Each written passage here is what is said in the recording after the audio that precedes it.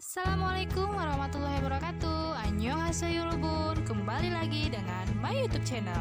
Oke, kali ini Mimin akan bahas alur cerita episode pertama drama Tomorrow. Ada yang menarik guys, karena di awal penayangan akan ada peringatan atau informasi mengenai drama ini yang menceritakan tentang manusia yang beresiko bunuh diri.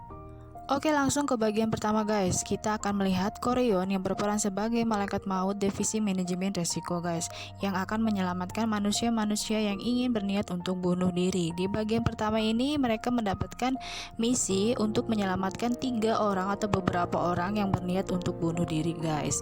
Namun akhirnya mereka berhasil karena orang-orang tersebut tidak ingin bunuh diri guys. Lanjut ke bagian Chan Jun Wong yang sedang melakukan sesi wawancara. Di sini dengan penuh percaya diri kalau dia pasti akan diterima dan juga sudah meyakinkan ibunya tentang hal itu. Namun dia sadar bahwa nama grup perusahaan itu berawal dari Tak, sama dengan nama depan rekan wawancaranya yang ternyata masih satu keluarga bermarga Tak. Di sini ia frustasi dan berjalan sampai ke jembatan. Namun saat dia mengeluarkan keluh kesahnya dan melihat tunawisma yang berniat bunuh diri, awalnya dia tidak menghiraukan guys. Namun saat tunawisma itu akan meloncat, Jun Wong langsung menangkapnya dan menghalanginya untuk bunuh diri guys. Namun saat itu Koreon dan rekannya sedang mengamati tunawisma itu guys, dan merupakan target mereka selanjutnya yang harus diselamatkan. Namun saat Koreon dan Jungwon bertengkar, tunawisma itu langsung melompat dari jembatan, dan untungnya Jungwon melihat dan berusaha menangkapnya, namun dia ikut terjatuh guys.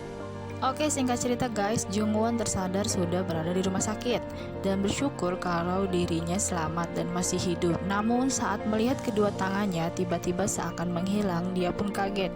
Dan yang lebih shocknya, ternyata dia menjadi arwah guys karena dia koma. Di sini Korea datang untuk menjelaskan tentang keadaannya dan memperkenalkan profesi dirinya.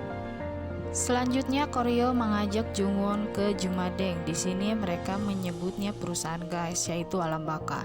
Di sini Jungwon diwujudkan sebagai manusia namun tanpa busana, dan Koreo memberikan setelan baju untuk dirinya guys. Di alam manusia, di sini Jumadeng adalah tempat pemakaman guys. Padahal di dalamnya adalah layaknya sebuah perusahaan, namun bedanya ini adalah perusahaan yang menangani arwah kematian. Dan Jungwon diajak Koreo langsung ke ruangan direktur, yaitu Kaisar Giok. Junwon kaget karena berpikir Kaisar Giok adalah seseorang yang memiliki tanduk dan berambut panjang. Lalu Koreo menjawab iya dan mengejek Jungwon guys. Lalu di bagian ini akan diperlihatkan wanita tua yang selalu memberikan suplemen makanan pada semua karyawannya. Dan di bagian Jungwon saat duduk di ruangan direktur yang masih terkesima melihat alam baka yang sama seperti alam manusia. Namun tiba-tiba wanita itu muncul di samping Jungwon guys, dan Jungwon memanggilnya dengan ibu. Dan wanita itu kaget karena dipanggil ibu. Lalu dia berjalan dan ternyata wanita itu adalah Kaisar Giok, direktur dari Jumadeng, dan dia membuat Jungwon kaget guys. Oke, kita ke bagian selanjutnya. Di sini adalah malaikat maut yang sedang mengambil arwah yang sudah meninggal guys. Mereka adalah tim pengawal yang mengantar arwah ke alam baka. Oke, di alam baka juga ada rapat ya guys. Di sini semua manajer divisi sedang rapat dan membicarakan tentang manajemen resiko karena hampir gagal menyelamatkan tunawisma tersebut, dan menganggap bahwa tidak perlu membentuk tim manajemen resiko kalau hal yang percuma membentuk tim yang berasal dari neraka. Karena ternyata guys, Koreo itu berasal dari neraka, namun diangkat dan dibuatkan tim manajemen resiko ini. Kembali ke ruangan direktur guys. Di sini direktur membuat pilihan kepada Jungwon untuk tinggal di sini dan bekerja di alam baka, dan memberi tawaran ke Jungwon jika dia berada di sini setelah bangun dia akan diterima di perusahaan manapun yang dia inginkan.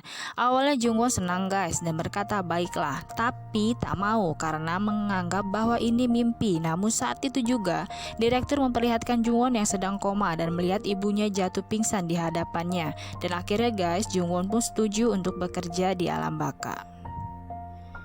Setelah itu direktur kembali ke rapat direksi guys dan mengatakan apa yang dikatakan tim pengawal dan tim MR tidak salah. Lalu menjelaskan bahwa di Korea rata-rata 40 orang melakukan bunuh diri setiap harinya dan angka kelahiran yang rendah.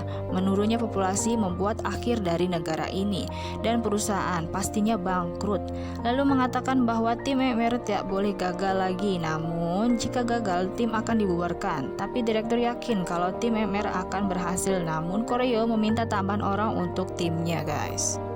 Dan saat Koryo akan mengerjakan misi selanjutnya guys, mereka berpapasan dengan direktur dan Jungwon. Lalu direktur menyuruh Jungwon untuk masuk ke tim MR. Awalnya Koryo menolak guys, namun Lim rekannya mengatakan setuju dan berkata kepada Koryo kalau dia harus patuh atau dia akan kembali ke neraka. Oke, langsung ke misi selanjutnya guys. Di sini target mereka bernama Eunbi yang bekerja sebagai wartawan. Di sini mereka menyamar sebagai produser lepas. Di sini Eunbi yang harus mewawancarai seorang penulis webtoon dengan tema perundungan di masa sekolah guys. Saat Eunbi membaca webtoon tersebut, dia mengingat masa lalunya yang merupakan korban perundungan juga. Di sini trauma Eunbi kembali muncul dan memohon ke Pak Seo untuk tidak mewawancari sang penulis yang bernama Kim Hyeon. Namun Pak Seo memaksa Eunbi agar tetap mewawancarai. Dan saat sesi wawancara pun dimulai, di sini Eunbi semakin gelisah dan semakin tidak fokus. Saat itulah Koryo pun memperhatikan Eunbi. Saat pertanyaan tentang balas dendam, keadaan Eunbi semakin parah dan bergegas keluar dari sesi wawancara. Trauma Eunbi kembali lagi guys dan keadaannya semakin tak stabil. Dia menangis dan tertawa saat dia berada di toilet dan Koryo pun mendengarkannya dengan kesedihan guys. Koryon pun semakin penasaran antara hubungan Eunbi dan Kim Hyeon guys dan meminta Lim untuk meminta izin perusahaan agar diberikan kunci ingatan Eunbi. Saat kunci itu didapat, mereka masuk ke dalam ingatan Eunbi. Berawal masuk ke ruangan kelas. Di sini Eunbi sedang menghapus papan tulis yang berisi perundungan tentang dirinya guys. Lalu ke bagian dimana Eunbi semakin putus asa di kamarnya. Sumpah di bagian ini keren banget guys, karena transisi perpindahan tempatnya itu halus banget. Oke, langsung ke bagian di stasiun. Pertama kalinya mereka melihat Eunbi tertawa guys. Namun saat mereka harus ke pintu selanjutnya, mereka kesulitan membuka pintunya guys. Oke, kita lanjut ke episode selanjutnya ya guys. Oke, sekian video kali ini. Jangan lupa like, comment, and subscribe. Dan mohon maaf jika masih ada kekurangan dalam video kali ini, karena kesempurnaan hanya milik Tuhan Yang Maha Esa. Wassalamualaikum warahmatullahi wabarakatuh, and see you next video. Bye.